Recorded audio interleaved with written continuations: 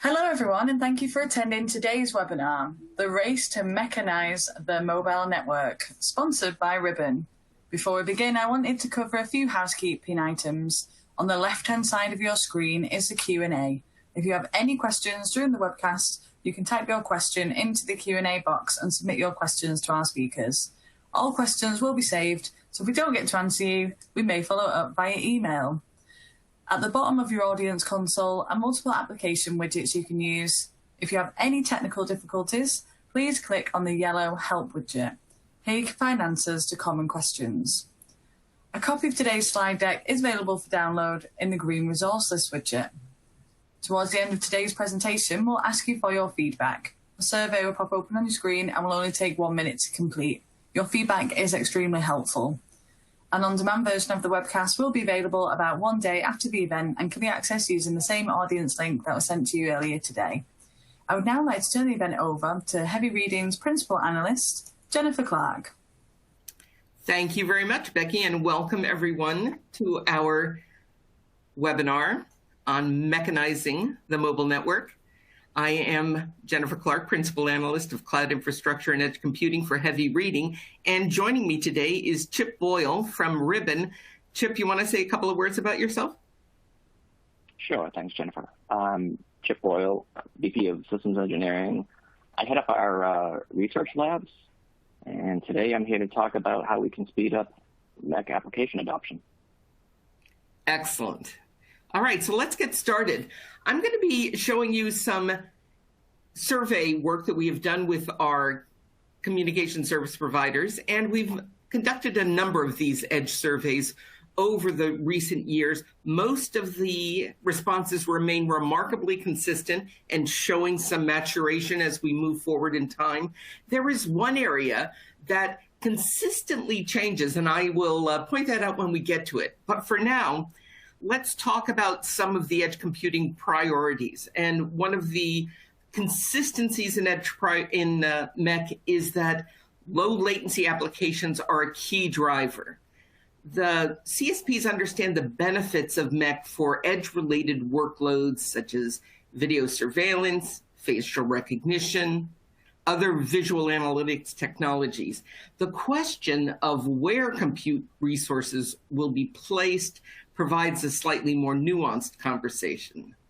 Most carriers are opting for a just right near edge solution that has delays of between 5 and 20 milliseconds, as opposed to a too hot far edge solution of below 5 milliseconds, where the cost benefit is more murky. And then there's the central office too cold solution of over 20 milliseconds. And that's likely to fall short of some enterprise workloads. So while we're not seeing a lot of 1 millisecond ultra-reliable low latency application demand right now, we are seeing demand at the 5 to 20 and at the 20 to 40 as well, which may be housed, as I said, in the central office. That's where you're going to see a lot of the consumer activity for real-time gaming, as 20 to 40 milliseconds is pretty optimal for those applications. If we look at the next two bars here, we're seeing that high bandwidth capacity on the upstream is pretty much identical to capacity on the downstream. So these characteristics touch on the need to analyze the data that billions of IoT sensors, for example, are sending up via 5G. It also demonstrates the evolution of edge and the access network from one that could be satisfied with an asymmetrical provisioning that favored the downstream to one where the upstream data flows demand the same type of attention with YouTube real-time two-way video, and of course now IoT devices. And that sort of gives us a good segue into our next slide. There we are. Which we want to take a step back and talk for a couple of minutes about the regulatory considerations. MEC has some real benefits here, and these are benefits that the CSPs should be taken into account, but in fact, in our conversations with them, we haven't had a lot of discussion around these elements. So first off, MEC is actually useful in complying with the data sovereignty laws. And if you'll think about it, that makes sense. Restricting data from exiting the country, keeping data local, MEC can be very useful in that. Similarly, while remote healthcare has, as we've seen with COVID, provides the ability to process data locally and provide clinical decision support to a wide variety of healthcare workers, it can also help with HIPAA patient privacy compliance.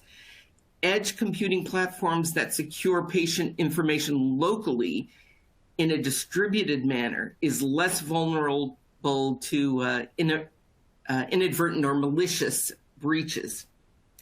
In terms of data intercept, keep in mind, as we move forward, data speeds are increasing by an order of magnitude or more with 5G. That's resulting in the need to support potentially massive high-speed, high-volume data backhaul intercepted at the edge. Adding to the challenge are the encryption requirements associated with 5G, which are particularly stringent in the case of lawful intercept. And this combination of factors makes it very difficult or impossible to continue the use of centralized approaches to lawful intercept and at the same time meeting regulatory requirements, particularly for near real-time delivery of lawful intelligence to law enforcement agencies. As we state here, our last bullet is about net neutrality. I'd be interested to hear which of you have had conversations regarding MEC and net neutrality, because in my research, it just hasn't come up, even though you would think it possibly would, especially during some of the conversations that the current administration is having about reclassifying internet traffic as a Title II communications as opposed to Title I. So, but nevertheless, after trying to look under the rug in a lot of places, we're not really hearing a lot of conversation about net neutrality as it impacts MEC. This could be one of a number of factors, as we have listed here: higher network capacities overall, the proliferation of unlimited data plans, although that can work against net neutrality as well. Some of you probably have experienced, if you have a limited data plan of, for example, 8 gigabits, you can make a Wi-Fi hotspot out of your phone. If you have an unlimited data plan, frequently the same carrier is going to not allow you to do that. So there are issues there, even with unlimited data plans.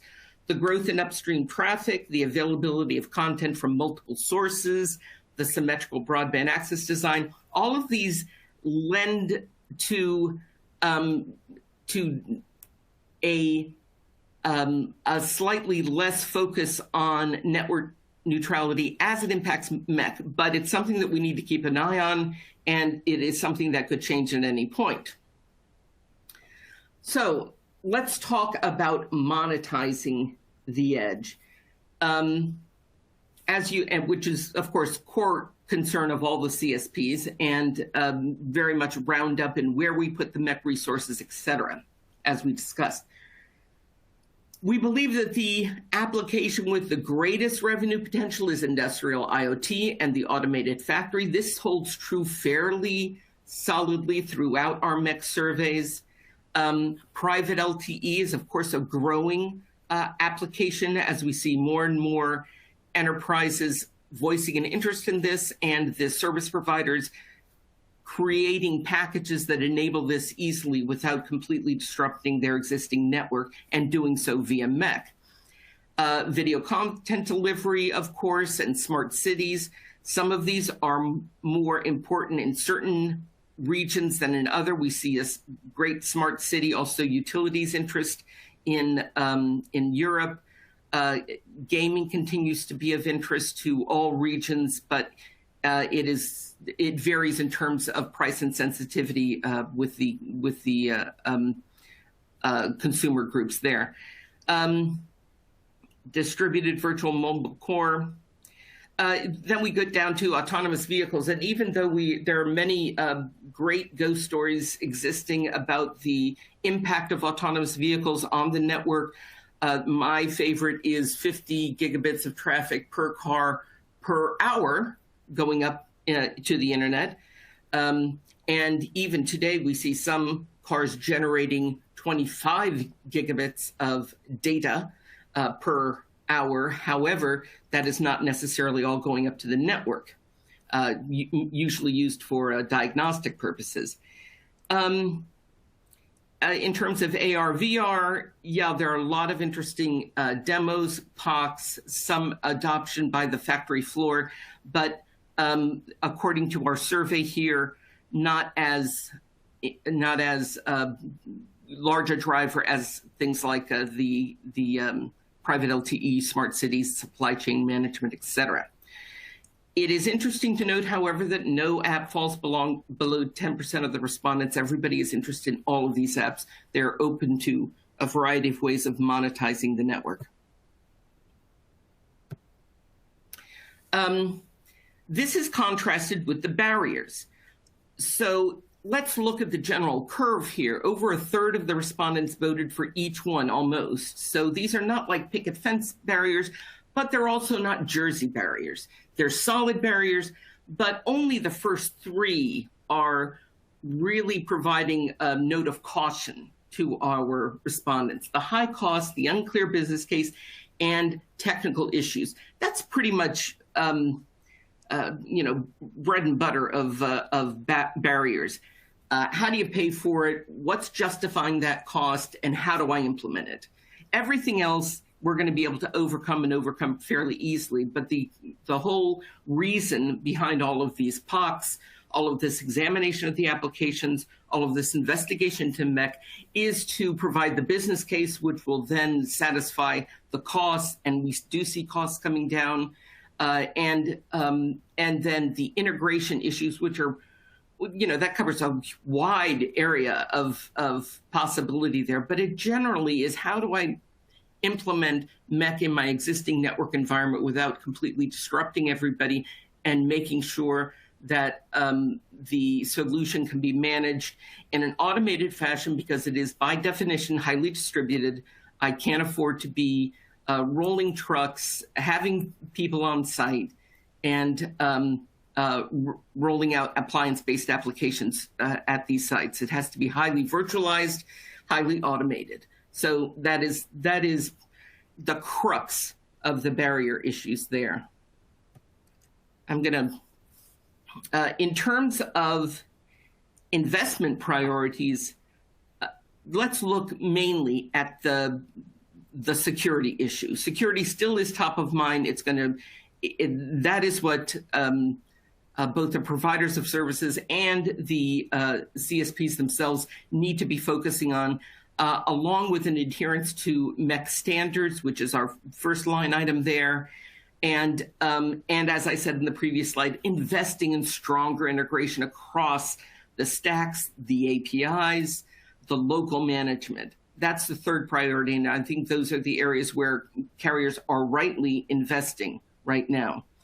And with that, we're going to move to our first poll question. So it is, how many production applications have you deployed as a MEC solution? Is it none?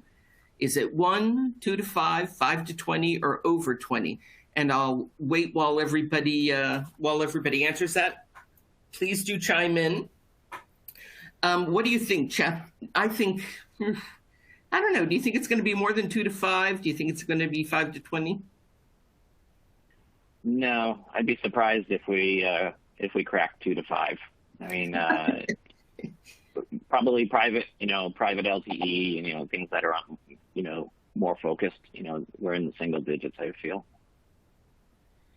Okay, I'm going to give a couple of more seconds. I'm looking at the responses here, and I don't know, you may be right. So if there's anybody out there who's deployed over 20, chime in right now, or else, because I'm going to go for, 5 to 20. Don't make a liar out of me. All right, I think that's enough time. The vote. Excellent. So here we are, 0. I am not surprised by that at all. I have to admit. But look, there's a substantial couple that are saying, hey, it's 2 to 5. We have a few that are saying 5 to 20, and 2.6 of the current audience is saying over 20. So that's actually pretty optimistic, I think. Promising. What do you think? Yeah, it was promising. Yeah, very good. Yeah, excellent. Well, I'm going to hand it over to you now, Chip, to walk us through some of the ribbon perspective on this MEC market. Okay, great. Thank you. So probably a good segue in terms of, looking at that survey, where we are today. Really we are at the beginnings of a new digital transformation. And really that is a digital transformation, on the edge. We certainly feel that service providers, they have basically the best position, as this is coming along. Obviously they own the access and packet core all the way up through to hit the internet. So that gives them the insight and visibility to be able to monitor all of the applications that exist there, as well as, as they've been doing over the years in the past Gs, is to, optimize and deliver, as we've had killer apps in the past, starting with iPhone and so forth. They've had to be able to deal with the traffic bloat, the asymmetric nature of that and everything else. And they at least see everything there and are able to actually take care of it. So I think, this is really a ripe opportunity, bringing these two aspects together, the visibility as well as the ability to optimize that can be a strength for the service providers. So thinking about that, then, what applications do we MEC-anize? Jennifer went through the core applications, and we see those a lot in terms of, what's expected to take advantage of edge computing. But in reality, you really need, real enterprise customers. And, you need real enterprise customers that are somewhat tangible in verticals. So, from our perspective, we look at it as there are not, 10 killer applications, but we look at it as, tens of thousands of applications that are running, because it's the entire enterprise that should be transforming digitally to the edge. So supporting, a centralized analytics capability that allows you to understand those verticals is what we think is key. So having the ability to categorize all of the content on your network and understand, what actually ends up being in media and entertainment as a category. And then maybe, within a subcategory, you have, free, or premium services and so forth. So this gives you the full capability to, really understand, under the covers, Spotify is there, or, other types of services, or on the video side, Hulu and so forth. And this breaks down across a number of categories and subcategories across gaming and maybe other intentions that end customers will have. So we look at this as, really the opportunity for what could be brought in as MEC applications. So if we're assuming that we have these 10,000 applications, then, how do we MEC-anize? Well, there's the obvious aspect of being able to bring a full application to the edge of the network. Jennifer talked about various, ideal locations depending on the application. But in general, we're effectively moving from, outside in the internet within the walls of the service provider, to some optimal position in the network. And, this can exist to have a local application there, or potentially to even offload locally and reduce the latencies, just by steering traffic at that location. So that's the kind of, the obvious, embracing of MEC, is moving those apps over. But we look at it as maybe there's a tiered capability. If we think about it from a networking perspective, for each of these applications, they have a network stack. So we could look to have proxy applications that give you the capability to essentially break apart the traffic in such a way that you can manage the interactions towards the RAN or the access and towards the core to handle latencies and failures and otherwise. So, so creating this networking function in the middle, gives you the ability to really, on behalf of the application, provide some value there. And, even for looking at it further down, even just using traffic management capabilities, we don't even need to necessarily split the connections in half like as a proxy would do. We could actually just do things like TCP rewriting, to optimize and accelerate the applications itself. So we do feel that, while we do need to get to full application porting to the edge, we can look at these other options as one, transient or more near-term capabilities, and two, they can be complementary along the way. They can exist even as the applications are moved over. And how would you do that? You would start to look at maybe the MEC services that are offered up in the standards or exposed, through registration into, two buckets, maybe application-specific services, such as, AR, VR, or security, or maybe some ML capabilities on the edge of the network. And then maybe those that are more network focused, that are actually being exposed and standardized to understand performance of the network, or even actually tracking things in real time, like, number of users or whatever, and back in so that the network can adjust to the demands. So, with the splitting of services, you are able to maybe provide a tiered application where the lower tiers don't necessarily need to know the full application or even, understand what's in it, but that's completely secure. So I think the title of this webinar is the race to MEC-anize. We do really see that really this is the race to monetize. So, now that we have maybe some applications that, that we could consider finding, and maybe some way to evolve in a way of how we can adopt and move to the edge, then what do we do with that? Well, we really think that you want to be able to have applications move, back and forth on demand. So, using a structure and networking layer, you are able to maybe achieve this without actually having to port the entire apps over. But over time, we'll want full orchestration capability to be able to swiftly bring in an application and allow it to actually perform functions on the edge and then actually spin it back down. So if we were to do this, service providers really do need to start understanding what are those edge opportunities.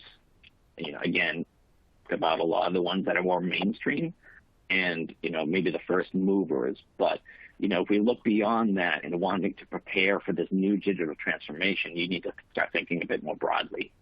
And then within that, rather than, always considering ARPU and kind of like, engaging with their traditional customer and subscriber base, we need to look at it as more of a B2B relationship and start creating plans along those lines that are novel.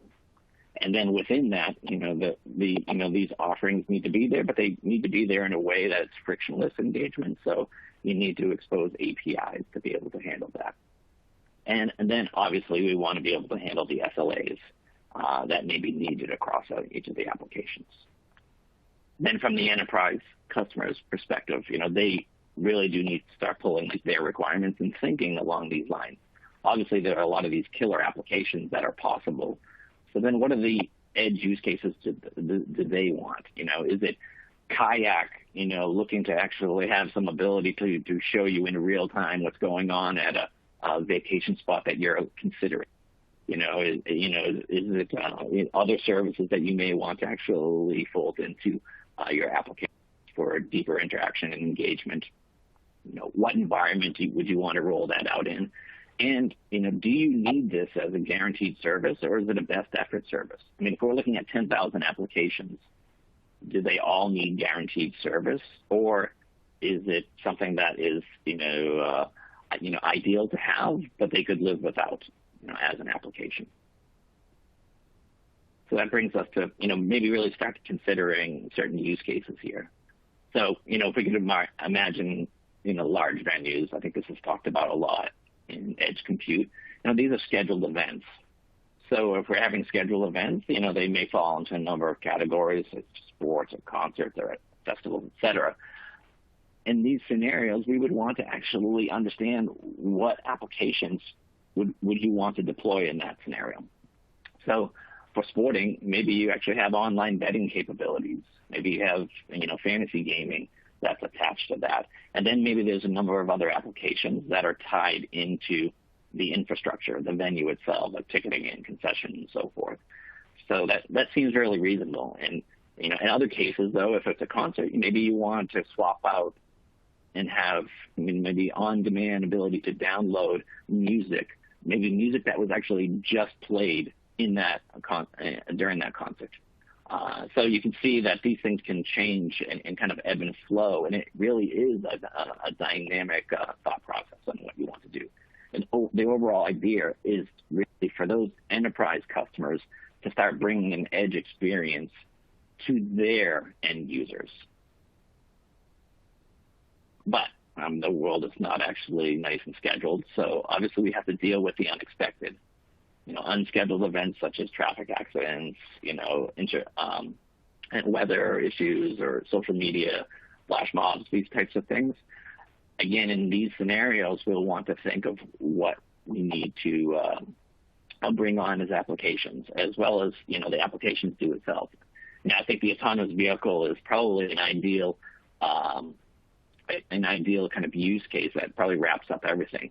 And while the vehicle itself is probably, if we're going to have autonomous vehicles running, that's running on its own slice, right? So it's being, managed, probably somewhat separately.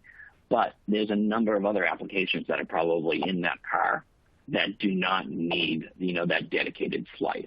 And those applications probably would give you, news feed interactions, pulling in weather, or maybe engaging with nearby attractions to try and do like literally traffic offload in the, in the real world. And, this scenario really kind of highlights that there are business opportunities that can happen in real time. So you really are thinking like 10,000 applications, like how can I actually have them engage? This means you need to start bringing out more intelligence on the network and how you could use that edge compute in those scenarios.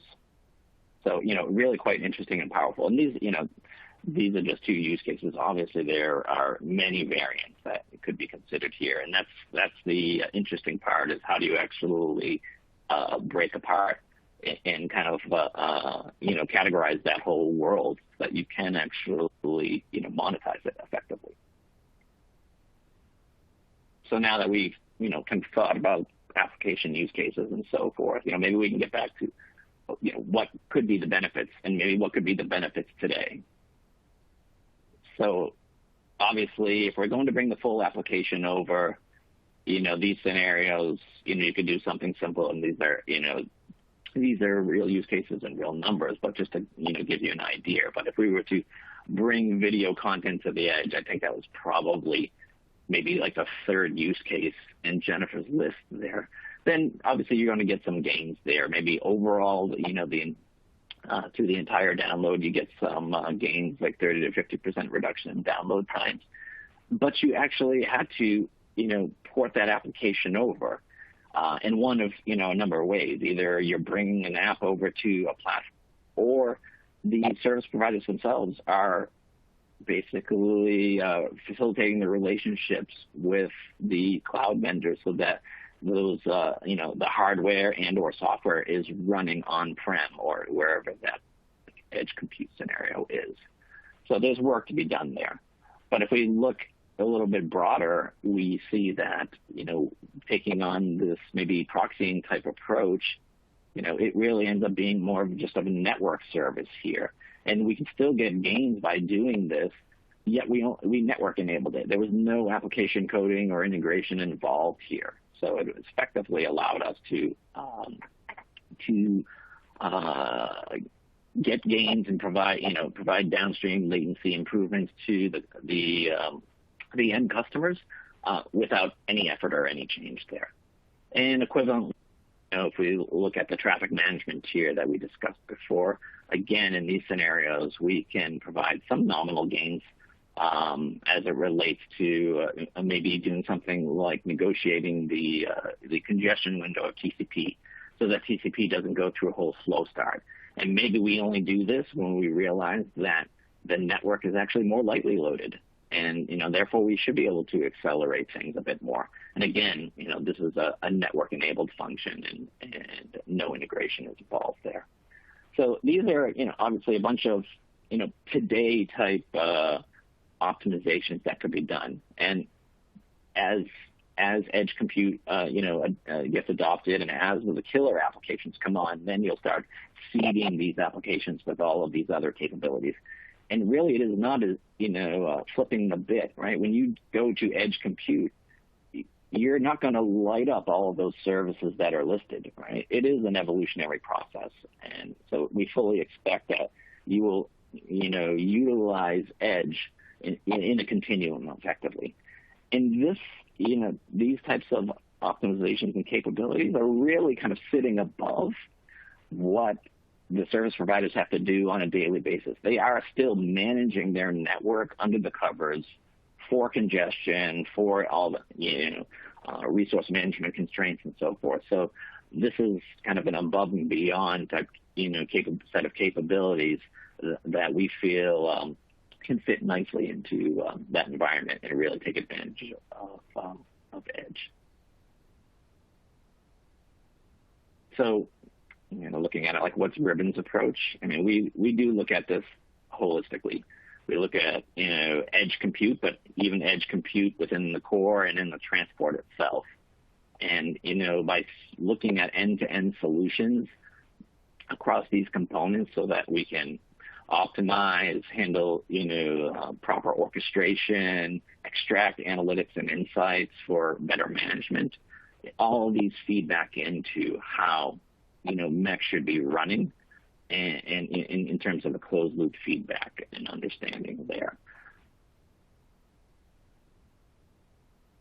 So we do have a number of, products and services that actually are focused on MEC and 5G and essentially helping our customers along that journey. So if you're interested in any of that, take a look at it and reach out to us for any questions. Okay, with that, I think I'll hand it back over to Jennifer. All right, thanks, Chip. And now, thank you. Yep, we are now ready for our second poll question.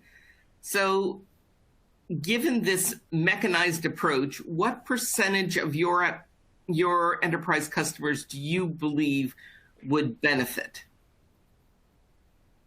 Is it 0? Is it 10, 20 to 50, 50% or more? What do you think?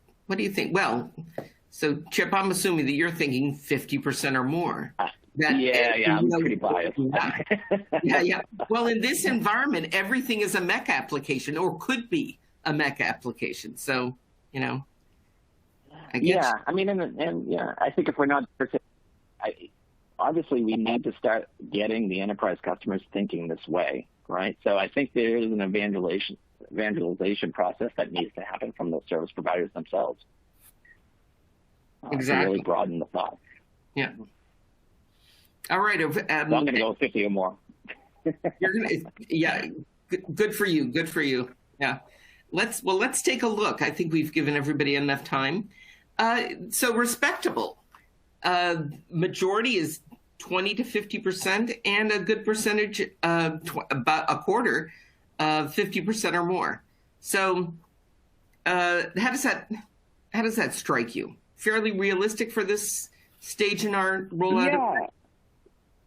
Yeah, I think so. And I think, as I was saying earlier, the service providers, they have they've been optimizing their network over the years. So we do get this question all the time in terms of what are the MEC applications, right? When we're talking to our customers, and it is because they're you have to think of it in a different way, and looking at it from a digital transformation perspective, and that it's the journey of each of these content owners slash businesses. It seems right that there should be a lot of uptake.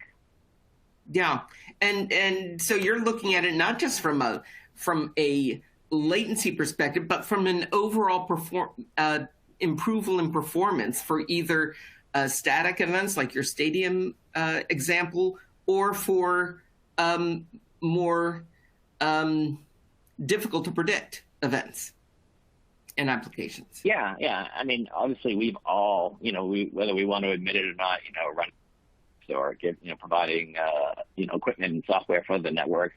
You do run into those cases where the wheel is spinning on your phone, or it's just not actually responding. So we think that those are the first use cases, is dealing with that glut of traffic, right, when you're not expecting, and then how to prioritize that, right, really is the ultimate goal. So this can kind of put it in the hands of the enterprises. Mm-hmm. Yeah, stop the wheel rolling. It's a good objective, although it sounds counterintuitive. All right, let me hand it out back to you. Or are you speaking on this next slide, or shall we just open it up to Q&A? I think we can just go to Q&A. Yeah, sure. All right, let's move on to Q&A, and we have a bunch of them. First off, how will the deployment of MEC impact the operations and troubleshooting of the network? Yeah, well, maybe I'll take a crack at it, and if you can let me know your thoughts. But obviously, there is complexity here by cracking open the network, on the edge of the network, and even providing a lot of the applications and capabilities. So when we look at it, we're, from an analytics perspective, it's not just the monetizing piece that we've been discussing here, meaning categorizing applications and so forth.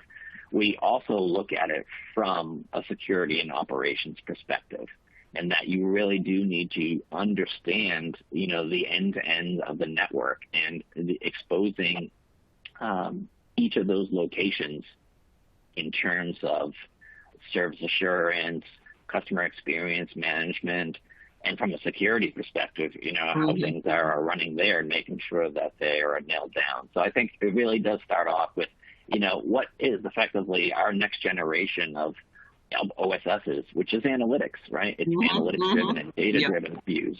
So that's our perspective. And in terms of what I'm hearing from our carrier contacts, it is, as you say, all about automation and closed-loop automation of the process. So it is to limit, as we mentioned earlier, truck rolls. There is not somebody at each MEC site. It is a lights out type of environment. Without that, it's pretty impossible to manage the highly distributed nature of a MEC environment, combined with the order of magnitude increase in traffic that we're expecting with 5G. So let's move on to our next question here, which is, do you provide MEC for 4G? If yes, how do you manage the charging on traffic that stays at the edge and does not flow to the core? Yeah, I think our most charging is certainly handled through the concept of CDRs, or call detail records in effect. So that again, I don't want to hang the hat on analytics, but with that level of visibility in terms of what traffic stays local, you're able to meter that.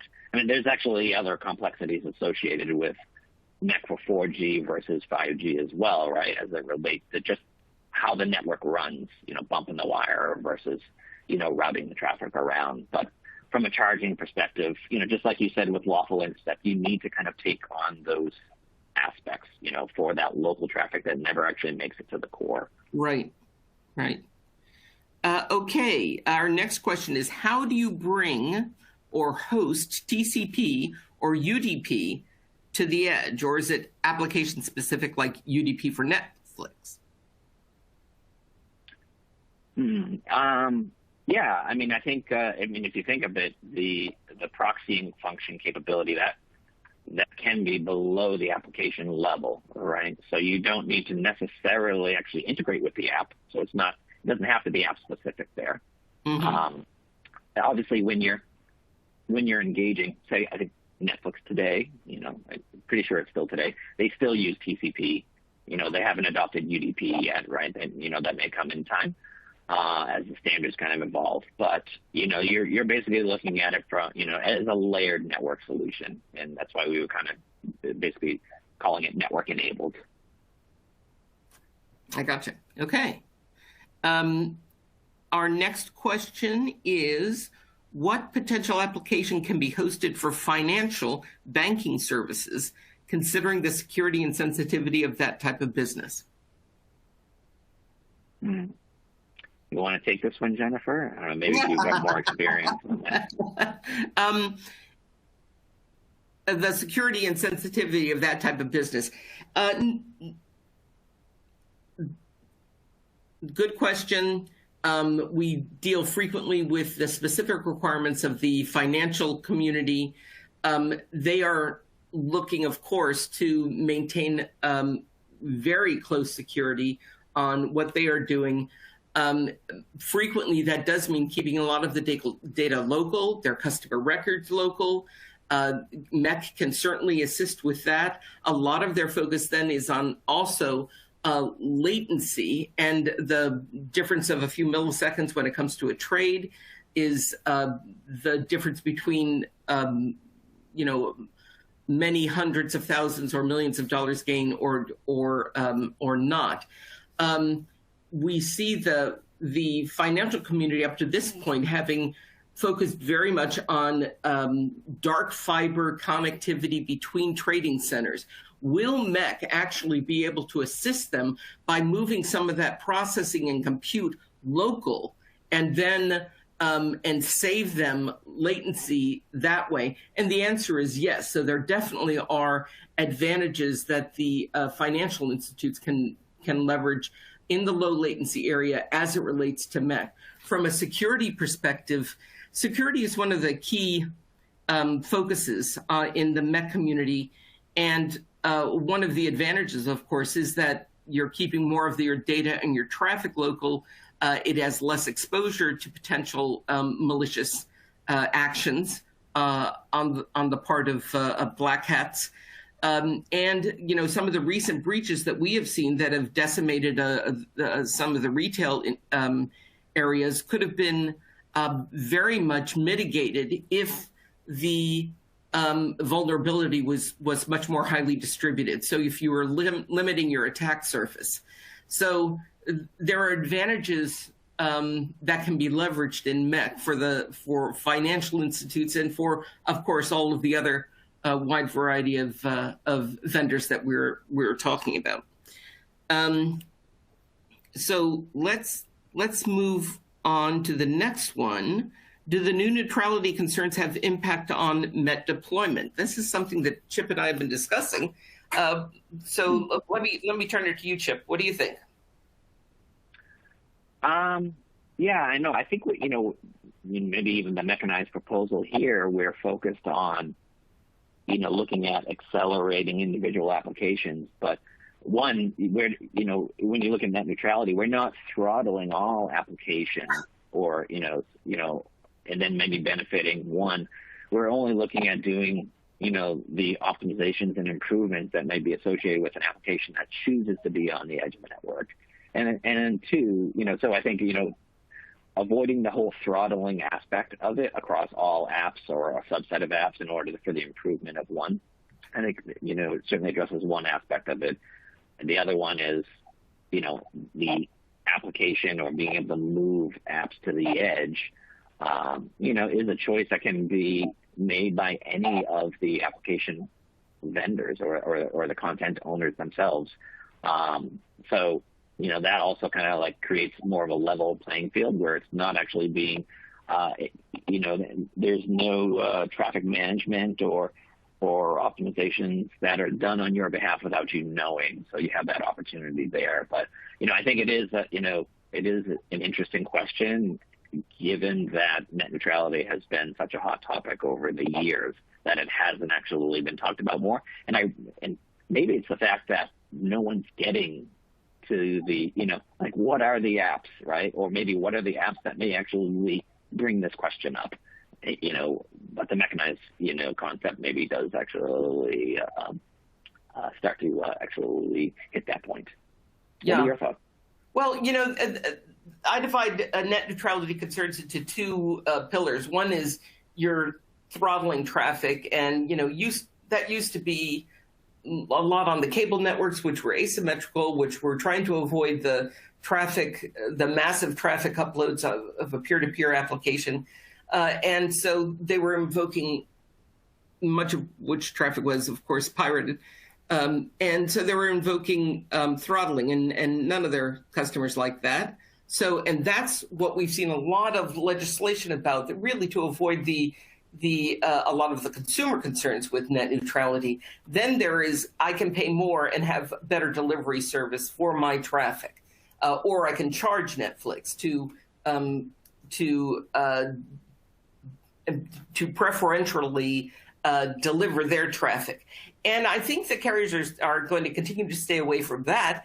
But as you say, with MEC, the application itself can be placed closer to the user. It's not that different from the advantages that you see with caching traffic via CDN. And a lot of the operations that are acting upon it do not have anything to do with the network per se. They're not changing the amount of traffic on that access line. They're just moving the application closer to the user. So I think MEC will be a little bit insulated from net neutrality concerns on that score, moving the application closer.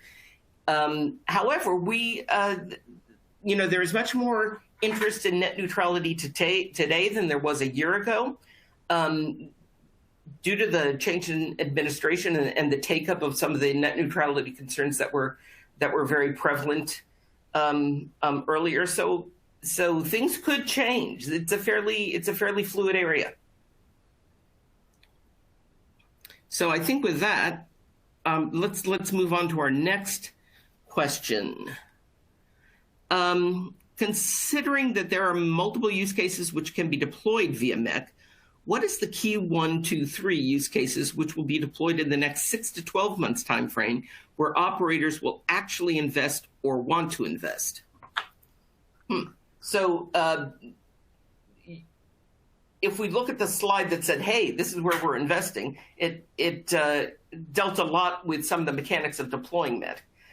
If you look at the actual applications that they're interested in deploying, they were LTE. As a matter of fact, we can let me look at my notes here, because they changed slightly with each survey. Yeah. Industrial IoT for sure, and private LTE. And I think, exactly. I think that ends up being there. Yep. Yeah, and as I said, there are regional differences there too. We see a lot more smart city utility activity in the European Union. We see more retail manufacturing activity in the U.S. If I were to place money on overall globally, what are the applications that are moving early? Energy utility actually is very high. Private LTE is an area where carriers are making money today as well. Those are usually large customers and large carriers.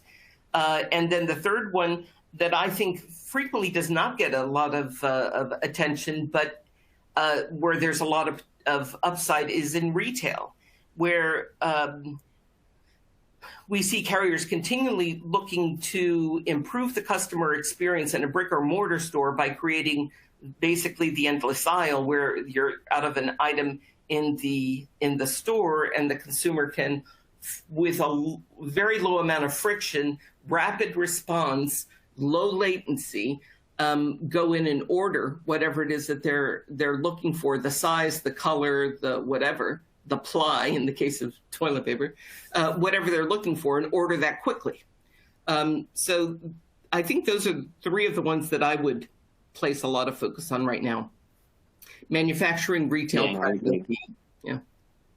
I think they are, certainly the first movers are probably the safer bets. as you're outlining, in terms of dedicated customers, looking at fixed use cases like that. Exactly. So here's an interesting question. Would applications like Netflix use MEC over their current content delivery network, or are these two separate things? Yeah. Go ahead. Yeah, no, that is interesting. I like the way you put that. No, I mean, I think the big guys, they've been looking to optimize, for years, right? That's first and foremost in their minds, and rightly so. There's a plethora of traffic that's going across, so they've built their own CDNs or engaged with other CDN providers, along the way. So I don't think it's mutually exclusive. I do think that there's opportunities, based on what Netflix and that size look to utilize in terms of, within the cloud, right? And maybe like gather on the edge. So if the services are there that they can't get in any other scenario, then I think there can be an adoption there. I mean, they really solve most of their problems on their own. And, but this does, this concept of MEC really allows for kind of like a leveling of the, if you will, and kind of even helping to address the long tail of applications. So, in that respect, hopefully kind of, we start to actually see adoption and thought, from other, end applications to, gain similar advantages to Netflix. Yeah, exactly. So, and Netflix is likely to stay with their existing CDN providers, but a smaller long tail content provider is now going to have access to better delivery via a MEC solution.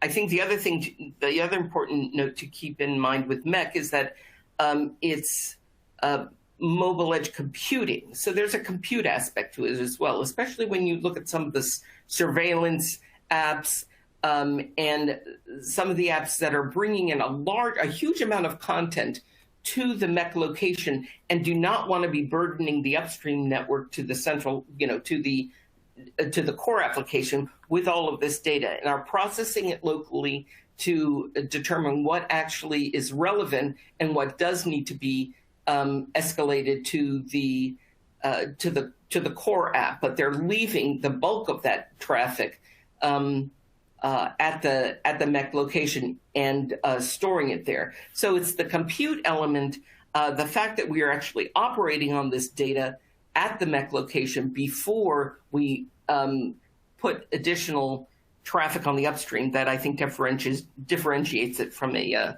CDN. Yeah, correct. Okay, I got you. All right, now let's see. A lot of operators are talking about these use cases using MEC, but what is the % of adoption? I think that was a poll question. Yeah. Reference our poll question, exactly. All I can provide is data from another recent MEC survey that we conducted. But the thing is, this survey was targeted at people who are knowledgeable of MEC and who were planning on implementing MEC in the next 24 months. And of those, if you looked at the large carriers, over 80%, 30 some odd percent had already implemented MEC, and 40 additional percent, for a total of 91% were going to be implementing it in 12 months. But this is a community of service providers that were already interested in deploying it. And those are statistics for the large carriers. So pretty much all of the large carriers were planning on implementing it within the next 12 months. So that's all I can tell you off the cuff. But we certainly have lots of data on the growth of the market from a financial perspective and from a application perspective. Let's see, how else are we doing? We already asked that one. How about this? What are some of the killer apps that enter? We already talked about that one. Here's an interesting one. I hope you know the answer to this, because I do not. How does HTTP 3 impact MEC?